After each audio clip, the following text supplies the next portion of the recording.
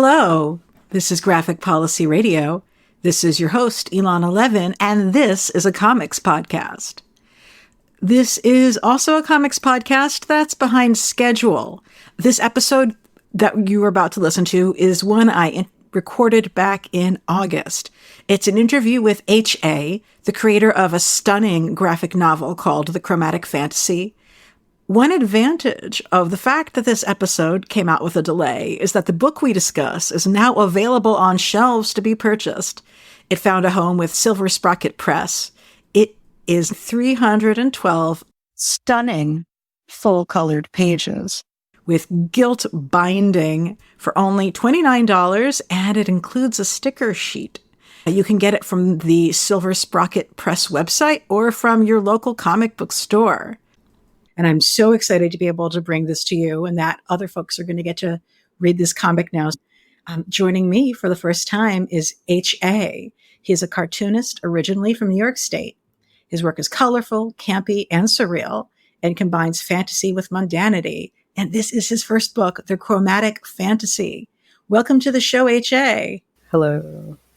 I'm so excited we connected on Twitter. And I think it was because you had tweeted something about that was just sort of like the log line of your book of that you were working on. And I said, you're right. I immediately need to read this. I think you wrote like, I am writing a graphic novel about a trans man who fucks Satan to free himself from being a nun.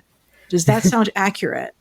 Yeah, that's how I've generally been describing it. So, and that was like I looked at your sample art and I said, okay, I'm going to support this. And what's so exciting is, I've had the digital version, and there's a print version coming out in October as well.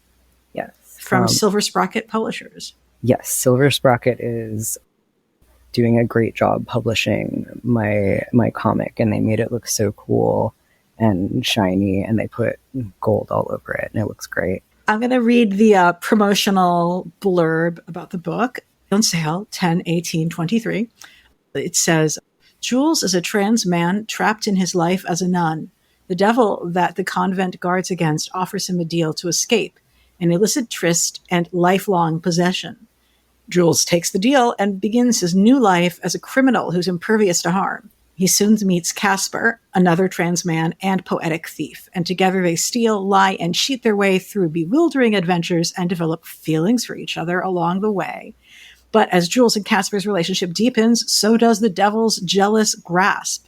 A gorgeously drawn graphic novel reminiscent of stained glass and illuminated manuscripts, telling a story of queer transmasc romance, daring adventure, and literally fighting your demons. So that's freaking cool. And I have to say, this is just an amazing debut. Tell me what got you started with comics as a medium. Oh my God. Thank you so much also. But I don't know. I guess I've been kind of interested in comics and animation since I was a kid. And I would draw, I've been drawing just comics since I was a teenager, on printer paper in Sharpie and stuff. But most recently, I guess I guess specifically how I got into comics now where I'm publishing it is that I went to school primarily for animation, and then I sort of felt not as interested in the animation industry as I thought, and there are stories that I wanted to work on and tell that aren't really going to be told through animation the way the industry is currently. So I started working more in indie comics and reading more indie comics because they're kind of telling the types of visual stories that I was more interested in. Did you read comics at all growing up, or? Oh yeah, I feel like I read more manga are also comics, but I feel like I had less access to American comics growing up. It was easier. It seemed like it was easier to go to the manga section of a Barnes and Noble, or just kind of illegally download manga from the internet in the 2000s than where I was living, because I'm from somewhere kind of rural. It was easier to access than a lot of Western comics. So when I was a teenager, I was really into like Death Note and Soul Eater and those kinds of manga. And I also like, but then I also, because I liked cartoons, I was kind of into, this is a very 2009 answer altogether of Soul Eater, Death Note. And then I was really into like Invader Zim and Jonan Vasquez and like Johnny the Homicidal Maniac and Squee and stuff when I started. And then also like Gorillaz and to their like Jamie Hewlett and Tank Girl and stuff like that. I see so much of that in your art though. And that's really cool. I read Johnny the Homicidal Maniac comics when they were first coming out. And then when there was suddenly an animated show by the guy who made the incredibly violent, profane, and hilarious comics that were clearly just aimed at goths. Like, I was like, there's an animated show by the guy who, I mean, I can see how that could connect also to being like, we can do animation about all kinds of things now, can't we? But yeah. But not. There's still the limit. Yeah. Yeah. Invader Zim came out when I was in like first grade. So I never read those things when they were contemporary. But like there's still like a very like teenagery kind of goth thing, like kind of even when they're like, how old would they be in 2000? Those are from the mid 90s. Yeah, they're from like the mid 90s. So they're like they're like 10 years old or more when I was reading them, but it still resonated. Yeah, it still resonated. That's good. I feel very validated by my teenage interests now. See, this is what I choose. Or I'm going to, oh man, what's the Tickle Me Helmos piece? Oh yeah. I know what you're talking about, and it just keeps going and going and going. I'm trying to quote from an ancient, it's not obscure, but like, it's not like this is the most popular comic that ever was made. I'm trying to quote it like people are going to be like, oh yeah, I read that. But I feel my like this is my lifestyle I have chosen. No, I know what you're talking. I could probably go get it. It's in my bookshelf. I'm sorry. We don't have to, but I could. You could. I feel like we probably should if it's going to be easy because we have teased it too long. Is it handy for you? Oh my God, that's so funny. But yeah, I always think that I've always been obsessed with art that was from before my time. So why wouldn't other people be obsessed with art that was from before their time that happens to be from my time? Perfectly reasonable. So when you were studying animation and all that, did you feel like it informs the way you draw and do your paneling for the comic and stuff like that? Yeah. I feel like, because I originally wanted to be like a storyboarder specifically. Doing like straight up character animation is kind of difficult. But in case that's not obvious, but with storyboarding, I feel like I am kind of always thinking about that kind of thing when I'm paneling, where I'm thinking about like the concept of like an A and a B pose or something like that, where like one character is like moving from one pose to the next, from panel to panel.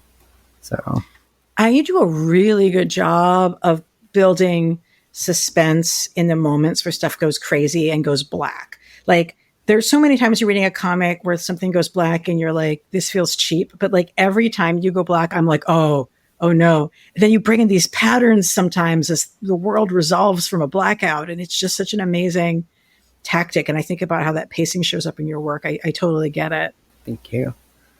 Well, I should ask sort of how did the idea for this story come together? There's like a million things I was thinking about when I was making this, but like the original characters were that like came to exist because I was watching the movie The Devils and I was really excited from like it's 1969, right? Yes. Oh my God. Yeah. Okay. That was in my notes of like possible touch points. Is for folks who don't know, I'm a really big Ken Russell film fan, and The Devils is one of the greatest movies ever made. And it was like impossible to see, but you could actually generally find it now. So you should go out and see it.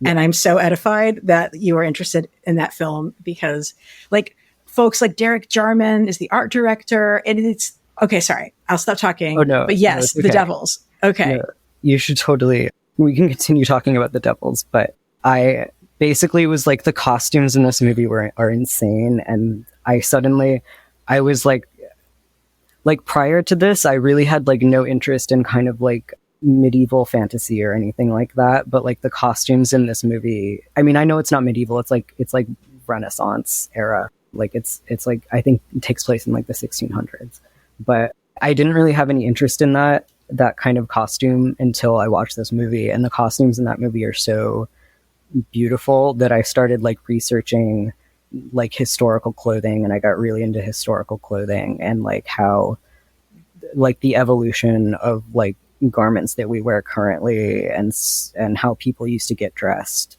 and everything like that. And I made two characters whose kind of entire purpose was just so that I could draw like fun clothes on them. And then I accidentally kept like developing like a personality and stuff for them. So I love that that's the genesis of your piece, because I also think clothes are exciting. I've actually reading this comic, I was like, I want a cassock. What happens? Why do I want a cassock? I feel so, this is surprising to me because like, yeah, the outfits that they wear in this are so gorgeous and interesting. And there's so many layers and everything is like so stacked on each other. And it's really beautiful. I was like really interesting. Like the most interesting thing about, or that I wanted to like capture about that was that a lot of garments prior to like the Industrial Revolution are actually just like a bunch of pieces that are like very loosely tied together with like pins or ribbons. And like a lot of the things that look like they're like, you look at like a painting of like a historical dress and you think it's like, that's probably one piece that's like all sewn together, but that would have been too labor intensive. So it's actually like 30 different pieces that are like just kind of pinned on. And also just like the way clothing and gender operates differently in different time periods, I think is really important for people to look at and consider. I remember having to pull an article out to prove to my dad that pink had been considered the boys' color until his generation, basically. And he was like, no shit. But people have no idea. And so what is the line between a dress and a cassock? And what are these different kinds of costumes and stockings? And are stockings for everyone or stockings? Like everything is so specific and different and changes in time. Right. Like and the other interesting thing about pink is that it used to be considered light red, I think, which is why it was a boy's color, because red is for boys, or partially. Yeah. I have approximate knowledge of the evolution of pink as a concept. Yeah, and it recently blew my mind how like in some countries, and the way we call pink and red different things, even though they're the same, that they have different, like dark blue and light blue they have specific words for each, and they're just not. Because it's like separate the way it is for us with red and pink. Yeah, like how orange used to just be considered red. And like on some level that actually like that makes like a lot of sense. Orange kind of like is just red. Mm-hmm. Like the line between orange and red is like kind of like pretty narrow in my opinion. We have a lot of orange and red in this comic for sure. One of the big, I think, color schemes is you have a lot of red and black and white and fire colors, like when you're beginning in the monastery and I guess it's a monastery. I don't know if they're nuns. It is just a monastery. I don't know. Yeah, I guess it's just I don't know. Yes, but yes, and it comes almost with these like styles and looks. A lot of people have said that, and I think they're right. It sort of evokes the traditional deck of playing cards styles in some ways too. And what's interesting is you are very clearly visually evoking the Catholic Church, but it's not the Catholic Church. Like There's no crosses. The holy image is like a heart instead of a cross. So I'd love to hear about your thought about kind of inventing like Catholic but not, and what was the reason for doing it that way, and what makes it work for you as a religion in the story. I originally kind of wanted to do more with their religion, where it was going to be more elaborately kind of developed, but I also felt like the point of it really is just that it's Catholicism, so I kind of just let it be Catholicism but like different enough that if I get stuff wrong or I make a mistake, it's not a big deal. What works with it for me is, like speaking as someone who is very much not Catholic, but is raised in a place where Catholicism was what most Christians are. they're all like, oh, like the cross is in love. And it's like, well, what if you just sort of like, no, like everything is a heart, because if you're saying the cross is love, then we're going to really lean into this and it's going to be a heart. And even though it's a heart, it's still like this super toxic, destructive, violent force. Like even if it's a heart, that doesn't make it, even if it's love, that doesn't mean it can't be dangerous or hurtful or whatever. And, you have like hearts that are like at the tip of arrows. And I don't know, I didn't realize that it was going to be fictional going into the story. And at first I was like, huh. And now I'm like, no, I'm super on board with this. I really like it that way. Yeah. I changed it. I don't know why I made this change. For the whole like script part of me working on it, I had referred to that as the god of love specifically. And then I changed it to, I think, the god of keep, because for some reason, which was sort of, I felt like that was like a kind of fun, like sort of pun of keep, as in like the keep, like with like bows and arrows and for war. And also you're in there. And also you have to like earn being kept, like you have to earn your keep and like earn love and etc. And also love, like as the concept of whole saying like there is no hate like Christian love, like when I forget who said that, but that was part of it. Mm-hmm.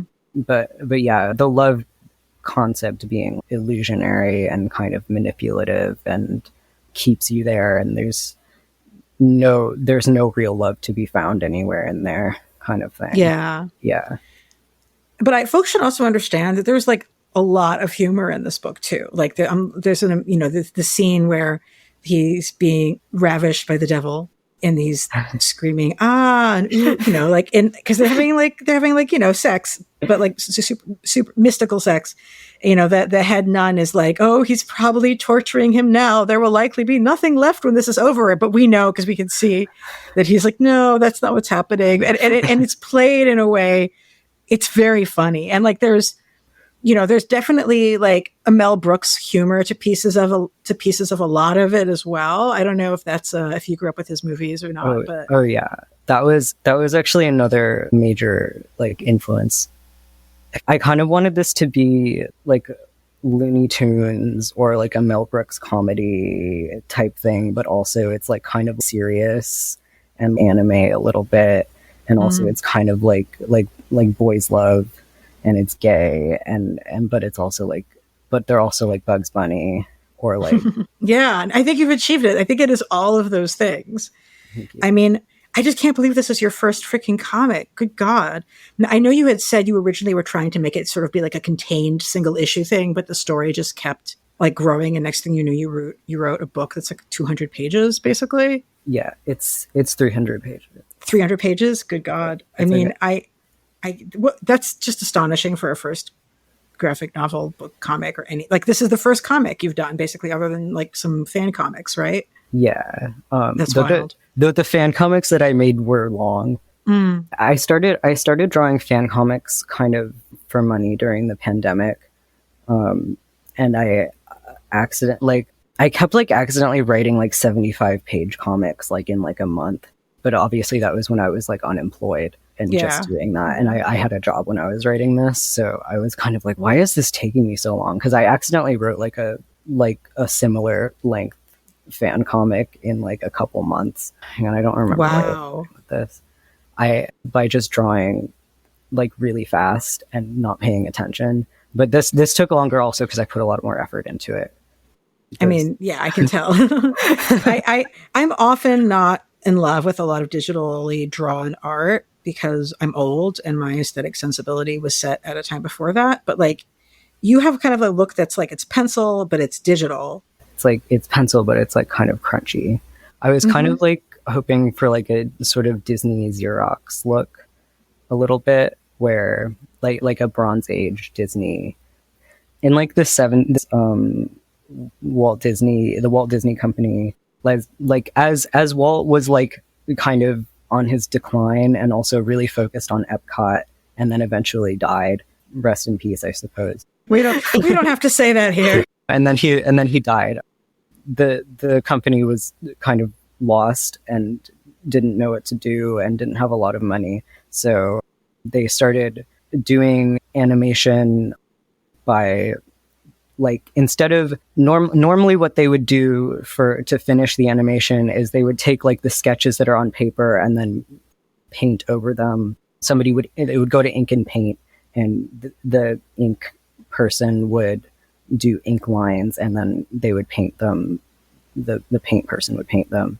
But they wanted to. This is a long rambly way to say that they skipped the inking step by just photocopying the sketches onto the acetate sheet with a Xerox printer, and that's why the Disney movies from the 70s are sketchy looking. It's super cool, and it was obviously save them time. And I also know they recycled some lines from stuff as well. I recently saw. Yes, yeah, the sketchy lines to make it easier to paint. I kind of like followed a similar thing where I eliminated inking from my process, and I just directly sketch exactly what I wanted and not mess around with other steps, and then just do flats to save time anyway. And it really works. I really love it. I mean, this doesn't look like anything else. If folks are listening to this episode and you haven't taken a second to look at the art that is in the slideshow, or I'll probably link to the pages that have gone up. Take a second, take a look at this now. This is such a unique, beautiful look, and I think is just really a reason enough to buy the comic, beyond plus all of the story being great and funny and interesting and just really getting you in the feels. So much getting you in the feels. So yeah, you mentioned in the blurb, it talks about merging of fantasy and mundane, but there's also a lot of merging of the sublime and mundane. Like the characters talking with each other feel very modern in ways that are fun without it being like, I don't know. We've all seen stuff that takes place in the past that's a little bit too 23. I wanted to avoid the kind of like thing where it feels like we're playing D&D and we're being silly. Yes. But I also didn't want it to, but I also this is kind of low-key inspired by that Marie Antoinette movie that was extremely kind of historically inaccurate, where it's mostly 1700s France and everything, but they're trying to convey the vibe of how people kind of felt about Marie Antoinette by there's a part where they play Susie and the Banshees, and there's a shot where they have Converse sneakers mixed in with her fancy French shoes. And I felt like that when I was a teenager. I was oh, right, people in the past, even though we think of it as being very fancy and stuff like that and formal, those were teenagers basically sitting around doing drugs and stuff like that. Mm-hmm. So I was going more for that direction than we're being silly in D&D. It's paced in a good way too, where it's during one of Jules's dark night of the soul conversations where his self-doubt tries to convince him of the worst things in the world, and his self-doubt tries to get him to tell him to get a job at Starbucks so that he can get trans healthcare. And I love it. You asterisked in Starbucks unionized while I was working on this, and the trans healthcare might be removed as punishment by the time this gets to you. Which as someone who I know people work at Starbucks so that they can get their, trans healthcare coverage, and they're punishing queer people for organizing this way. And I don't know, it just really worked to me to bring that in there, because I feel like Jules's self-doubt figure of himself, Jules is the protagonist, sounding so much like what ours would sound like as people in the 23rd century, whatever century we're in, to sounding like us, really worked for me then. Yeah. Yeah. There's a couple different things I was thinking about with that. One of them is that I actually like reading old comics, especially old queer comics, and they make extremely contemporary references that as long as it's not I kind of like it, because then it's oh, that was what people my age were thinking about and what was funny to them back then. And I think that's really funny. So in like 20 years, if somebody reads this, it'll be like, oh, that's so 2023 or something. But affectionately, yeah, no, I totally know. Like, it was because, especially as queer people, like we're looking for these little moments of our history that like are a timestamp that shows, yeah, like what people were at and what they were struggling with in those times. So like, it's like dated in the right way. It's like, yes, in this year, 2023, this was a huge issue for in the queer community, specifically in the trans community. And we're going to just have that. Like, I think that's really great. Yeah. Getting like trans healthcare from Starbucks is just like, this is what trans people were doing in 2023. And I think kind of like documenting what it was like to be trans in an era is kind of important to me. And I also feel like I've been thinking more about like like leaning too much into nostalgia in comics and thinking about like how older comics, a lot of the things that I like about them are that they feel like they're a reflection of the time period they were written in, instead of like trying to like imitate the 80s or something, like trying to imitate the 80s comic scene that I could never be a part of, to instead just be like in the current time period and present in the current time period and present with current queer people who really exist now, who need representation of their lives now, since the 80s aren't happening anymore. Yes. One of the things that I was a little bit like worried about going into it, not worried in the sense that I thought it was going to be like bad, but worried in the sense that I thought it might be like hard to read, were like, yeah, like some of the internal struggles that like Jules has with his like self-doubt.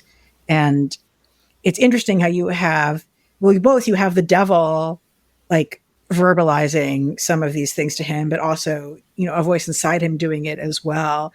Is it cathartic at all or is it just like painful, but you have to do it because you know people are going to find it resonating? I was primarily writing those parts. I feel like those parts are almost a little bit too self-indulgent. I'm glad that other people like them and resonate with them, but they were primarily for my benefit. I think a lot of it was like me processing like how I feel about stuff and how I like the kind of really unhealthy ways that I process my emotions, and like trying to like, cause I can't find a therapist. So I'm trying to like visualize the bad thought processes that I have to try and not do that anymore. So I was trying to become more aware of the ways that I like criticize myself and where those criticisms came from, and like how a lot of that is like kind of internalized transphobia a little bit. I think a lot of the criticisms I have of myself, and also internalized stuff from growing up in a very like conservative Catholic area, and unlearning negativity around like sex and sexual expression and other things like that. And yeah, and I feel like that all will also speak to people from a range of experiences too who are reading this. Not that like, yeah, like I really do see that as well. But no, not self-indulgent, definitely very, very resonant. I jumping around a bit. So we have Jules, our protagonist. Yeah. What are you have, you know, Casper, who feels very different from him, looks very different from him. And they have a really great dynamic with each other. And I would sort of, what was sort of the genesis for his character, and for, you know, he's got his own freaking color scheme and like style. Yeah. You know? Casper is fun. So Casper, like, so kind of what I wanted to do with both of them is I wanted them to be the sun and the moon, but I wanted them to be usually the sun is like happy, sunshiny, and then the moon is like emo. And I wanted to reverse that and make Jules the sun and have the sun be emo, and have Casper as the moon be like a positive, relaxing, calming force, and kind of like dreamlike. And I also wanted him to have like way too much lore. I thought that would be really funny. That's true. He has a lot of lore. He's like, I was raised by wolves, but also I was on a boat, but like that, like there's people who are like that. Like, yeah, he's that guy. Yeah. He's that guy where like, he just keeps like telling you information about himself. And it just like, there just keeps being more like stuff, and you're just kind of like, you're not that old. How have you done all of this? Like, when were you somebody who, like, sometimes somebody who's like 19 is like, yeah, I used to do a lot of acid and this stuff, but I'm better now. And I'm like, you're only like 19. When were you doing this, and how are you better now? Totally. So they have very different, like, they have like kind of opposite coping mechanisms for all of their problems. Like Jules is very much like, Jules is like very serious and perfectionist and like tries very hard, and has a problem where he like won't stop punishing himself internally. Mm-hmm. He's primarily learned to regulate himself through punishing himself, and he needs to unlearn that. Sorry, are these spoilers for my book? I don't know. No, I don't consider this kind of stuff spoilery. Yeah. I was going to say, like, you know, there are things that would qualify as spoiler, but this does not. Okay. To me, you know, no. And then Casper is kind of the opposite of that, where he kind of avoids his problems and doesn't like to think about anything that's going on, and doesn't think before he does things, and kind of lives in like a really like dissociative sort of state, in my opinion, and doesn't really think very hard about anything. Just kind of again, like very like dreamlike internal world. And it catches up with him. Like, you know, they both have their own, especially in the climax, which I won't go into the details of, but like, I think that really worked together. But I really do love how angry Jules is, how he's like little and mad and just like burning with anger so much. Oh yeah. I love an angry little guy. Mm-hmm. This is one of my favorite kind of guys to write, is just an angry little guy. You know, one of the things that I feel like is worth talking about in terms of their two leads here is that you have two leads who are both trans men, and neither of them have top surgery or what have you in the story, which you're like, yeah, you know, okay, this is in the past, but it's a fantasy past, right? So I'd love to hear more. I obviously think that that's really cool and important, but I'd love to hear you talk about that decision, and the character creation. I always designed Jules to not have top surgery, just because I'm personally not sure if I want top surgery, and I feel like it's really like it's like a choice that is very like politicized instead. Mm-hmm. Even though like any individual's like choice is just going to be a very personal thing, it ends up being like a really politicized sort of thing. So I ended up doing that partially just because I like to draw boobs. Sorry. Nice. That's a good reason as any, you know? So, but also just because like, I think that like trans men can be men regardless of what amount of transition that they do, and they're men when they're not like their clothes or mm-hmm. like their bodies can also be men's bodies, regardless of what they look like when they take their clothes off. Yeah. But I also am not sure it was the best choice. I feel like maybe like maybe one of them should have had top surgery, because I also think that would be funny, because it implies that they got top surgery in like the Middle Ages or something. But like a lot of people right now are very like pushing kind of an agenda about how top surgery is like mutilation and it's bad and you're gonna regret it and whatever, even though like nobody regrets it. Who gets it? Yeah, they have a new study that's like literally nobody regrets this. Like literally everyone who gets their boobs removed is fine about it. Yeah, like in that context, not in like the cancer way, but like everybody who's getting top surgery because they want to is happy about it. Like there's like just breaking news, new study. If you were wondering, they have a study and everybody's like, that was a good decision. I'm happy about that. So like the decision to like keep your boobs kind of feel like you're not rebelling enough against that whole fucking thing, and then you're not, but then like then there's like, but my boobs are not really necessarily like, they shouldn't stop me from being a guy. Mm-hmm. Like I should be allowed to be a guy regardless of what my chest looks like. Yes, totally.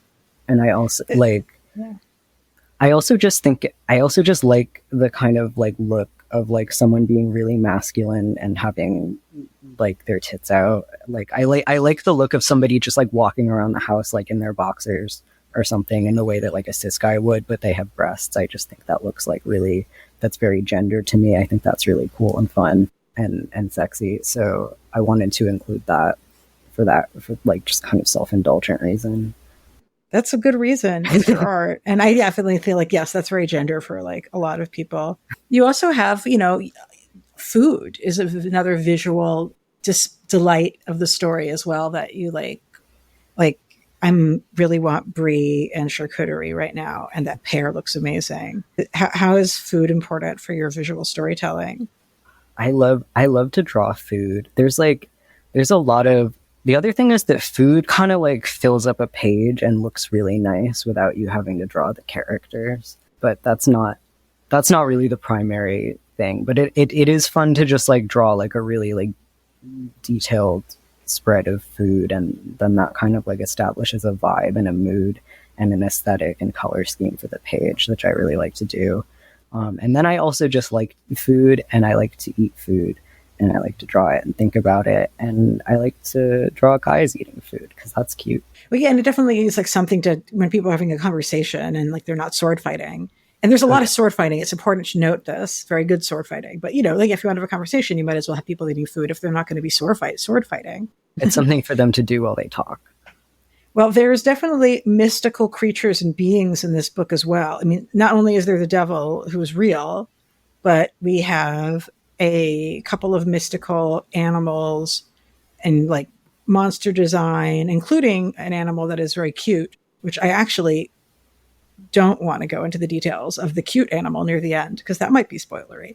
But like, I'm like, that's like the one thing I'm like, But like, so with the sort of monsters and creatures and stuff like that, like where do you kind of source that from in your mind when you're creating those? I love to design a creature. This is actually also like my first thing where I'm designing just like straight up human characters. Like for pretty much my whole like teen life, I drew like mostly like creature characters, like and I really like to design like animals and creatures and stuff when I was growing up. But the particular ones that I drew here, like the dragon that's at the end a little bit, that was kind of just like, actually are there particular ones that you want me to? Oh yeah, certainly the tentacle heart monster for sure. That's kind of like a little bit of like a Don Bluth alligator moment, I think. And also it was kind of like, that one was kind of like impulsive. I had a completely different plan for that for my entire script, and then I kind of improvised that because I suddenly didn't like the thing that I put in there. That was originally supposed to be like a fire monster. I'm not sure. I needed there to be a creature, and I came up with a creature. And it's so cool because it's like a heart, but well, folks will have to see it. So, you know, yeah, color is such an important, I mean, and look, the name of the book is Chromatic Fantasy. So like color is like key and central to this story. Why is the book called Chromatic Fantasy? Partially because it's a very, like the book is very colorful. I actually didn't name it after the Bach piano composition. Oh, I did not catch that reference because Bach definitely is not an artist from the 1960s through 80s, so I wouldn't have heard of it. It is a piano composition, and a very complicated one that I didn't actually know about until I started like Googling the name after I'd posted it. So, but we can pretend I did that on purpose. We can pretend I know about piano and that I named it after the piano composition. But in actuality, I kind of like, I was writing down like something like the blank fantasy. I was planning to do like a series actually a little bit where I was going to do like the like crystalline fantasy or etc. fantasy for the title of each book, and they were going to be very short, but I didn't do that. And then chromatic, partially because it's like rainbow, like the book is rainbow, and also I wanted it to be like the rainbow fantasy without being like obviously like the rainbow fantasy like isn't gay, but like not like not like too like overt about it, because I feel like the rainbow flag has been like kind of co-opted by Target a little bit and like other capitalism and rainbow capitalism, and I feel like the original kind of like edgy vibe of the rainbow has kind of been like lost its like tooth and place and stuff like that. And I wanted it to be rainbow and gay and like feel edgy again. It's not about the Lady Gaga album. Wait, what Lady Gaga album? Chromatic. Oh, okay. Oh yeah, I heard of that. It's okay. Yeah, but you have like a whole plethora of color palettes that you play with. I mean, not just based on characters, but to different settings and stuff like that. And it's so appealing. Like the world shifting between these different color schemes, it like makes me want to have clothes in these different specific color palettes. Like this is like that trans-dimensional being woman's color palette versus the Jules color palette versus the Casper color palette. And they all kind of run together so thoughtfully. Like in some ways, like I can't really talk about the aesthetics of this because it's so color rich. Although I will say to readers, one of the things I was very much struck by at the chapter pages is how much I remember William Morris is a British textile designer, poet, artist, and a fantasy writer, although I didn't know he was a fantasy writer. But predominantly, I know his textile designs from the British arts and crafts movement. And, you know, like, it was definitely, his work was very influenced by Aubrey Beardsley, certainly, but just these really rich, detailed botanical patterns where it's like it's botanical, but it's also geometric in these title pages. And each one of these title pages would be a gorgeous poster. Thank you. I was, for the title pages, I wanted them to look like manuscript pages, like from medieval manuscripts. The Book of Kells stuff too, yeah. Yeah. Like, so that's where I was primarily drawing the like graphic design aesthetics from and the lettering aesthetics. And then for the rest of the book, I was thinking a lot about, I was also thinking about those sorts of aesthetics for the entire book, so that the whole thing kind of felt like a manuscript. I kind of wanted the whole thing to feel like a medieval manuscript, because I think the idea of a medieval manuscript that's kind of full of demon sex is really funny. So yes. I wanted it to look as much like that as possible. They have some demon sex in them too. So they do sometimes. They do have demon sex in them. But they could always have more. They could always have more. There's not quite enough in there, I don't think. Oh, I didn't even mention. Yes. So you have some straight up sex scenes in it, which obviously is really important. I was wondering if you wanted to speak about that and why that was important. Oh, fun. Yeah. I think it's just fun. A lot of what I was writing about, my thought process for writing is I kind of wanted to get out of this book the things that I would get out of fan fiction when I was younger. And something that I appreciate about fan fiction is because a lot of it is kind of just porn, is that it's like angsty and like the author like venting through like through like anime characters or something, and then they also are having like really, really elaborately detailed and like emotional sex and stuff, and it all kind of becomes like one whole thing. Sorry if that's kind of like tacky, cheesy, or no, nerdy. I don't know, but that was really important for me, like discovering gender when I was much younger. And also sex is just part of like being alive and being a person and interacting with people. I mean, not everyone you interact with, hopefully, but like it's part of relationships, and it's part of how people interact with each other in a relationship. So, and how they have sex is important to their relationship. So yeah. And if you have a story where people are dealing with overcoming sexual shame, like it makes sense that there will be sex. Yeah. Also, you can't have Jules get fucked by the devil to stop being a nun if he doesn't get fucking fucked by the devil. That's just, you know. Yeah. And also I wanted there to be like a contrast between the sex that he has with the devil and the sex that he has with Casper, where the sex that he has with Casper seems like they're both having a really fun time, and they're just having fun together. It's really important. It was really important to me to make the sex look like they're like also kind of just be like they're hanging out, like they're just having a fun time together. Like it's part of just hanging out. It's not like this like mysterious otherworldly thing. Like the sex with the devil feels like a mysterious otherworldly thing that shouldn't be happening, and then sex with Casper feels more like just two guys hanging out, just two guys being dudes. Totally. But yeah, one of the things I really like though too is that like, you have this question of like, well, like Jules does something that he needs to do to survive. And does that mean that he has to keep sticking by that even after it's no longer helpful to him, even after it's not useful for him? And like, or like, does he get to like, let that go? So, Right. yeah. One other movie I know, so my notes were like The Devils, and also, did you see The Little Hours in 2017? It's based on the Decameron, and it is comedy, romance, historical fiction about like people at a nunnery and what the nuns get up to. That's fun. And it's, yeah. And like the ways in which the nuns are terrible, but is Aubrey Plaza in it? Yes, she is. That's really funny. She is a major character in the story. Yep. But yeah, I had a bit of vibes from that. Yeah. That movie does not have that movie has good art direction actually, but nothing can come close to The Devils, the Ken Russell film. Just The Devils is crazy. The Devils like rewired my brain. Like it like changed me like as a person.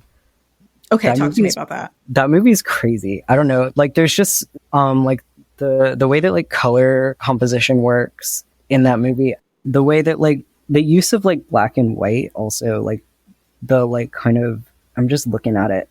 I can't. Like the tiles and stuff. Yeah, like the tiles and stuff are crazy. The arrangement of colors and the arrangement of people in every shot, where there's like a group of people and they all have like amazing outfits, changed my life. And also specifically the scene where they're like all of the nuns are like kind of going insane in the church and they all take off their clothes and they're naked, and then the French guy the gay French guy who's based off a real gay French guy whose name I probably should know because he's gay, comes in and he's like, and he like kind of like makes fun of the whole thing, and then he's like, okay, have fun ladies. I was like, this is like my favorite thing that's ever happened in a movie. But you have diamond patterns and grid patterns. There's such a thing in your art for this, and you can see them in so many of the shots of this film too. And then the archways, because that's part of like religious art anyway. But yeah, that movie wrecked me. Like I cried a lot at the end, even though, yeah, I mean, like knowing it's a historical story about a thing that actually happened. So it happened just like that. I mean, probably not quite as fabulous as that, but it did happen. I mean, they did like to just execute people by accusing them. They did just like to accuse people of being witches to execute them for like many hundreds of years. They love to do that. I mean, basically like this priest who's famous for actually protecting people and like trying to get tolerance between Catholics and Protestants. It's framed as secretly seducing people and being terrible, and they want to burn him at the stake, but it's for political reasons. Yeah. It's totally like in a real world, the rich getting people to fight each other to distract from the people who are really stealing from them, but based on a real story. But yeah, like the fact that the movie has an X rating is ridiculous. Like this is an R movie. I've seen the X-rated version. This is an R movie, but okay. I definitely think the religious. It's not as edgy as I thought it would be, to be honest. Yeah, no, I'm agreeing with you that I'm like, okay, like I can see how this could have been banned in like the 70s, but I don't think it's like gonna kill anybody now. Well, I would, yeah. Oh God, Vanessa Redgrave freaking out in that cell. Just gorgeous physical positions. Where can our listeners check out your work online and follow you to see what's coming next? I am dirtcup_art on Twitter and Instagram. DIRT_cup. DIRTCUP _. Oh, yes. Cup. Okay. Dirt Cup Art. What is the significance of that handle, may I ask? I like dirt cups, the little pudding cup that you eat when you're 11, and it's pudding with like Oreos and a gummy worm. I love that. Oh my God. Now I really want one. I didn't know that they were called. Yeah. They're also really good with pretzels in them. Yeah. I love dirt cups.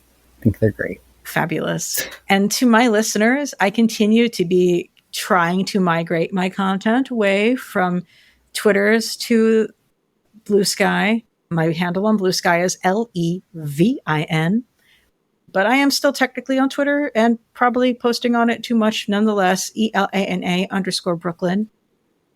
And always listen to and respect a picket line, especially a Starbucks picket line, but all picket lines in general. And as we like to say at Graphic Policy, keep it geeky. As a nurse, the one thing you don't do is stand still.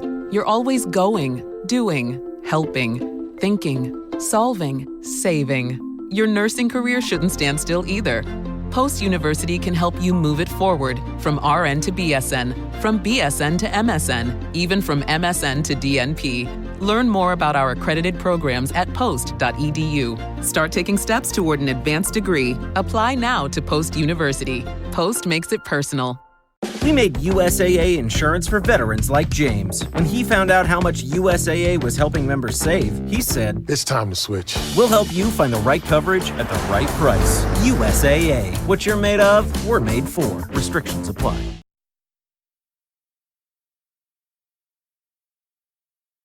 Hey, thanks for watching the previous video from Graphic Policy Television. Just by watching, you help support our site. Thank you so much. Now, if you're watching these videos, you probably care about geeky things like movies, television, comic books, toys, games, video games, you name it. You can go and subscribe right now to our YouTube channel to stay in touch and catch all the new videos, or check out our website at graphicpolicy.com. There's a nice link on this end of the video. But as always, thank you for watching. Keep on rocking and keep it geeky.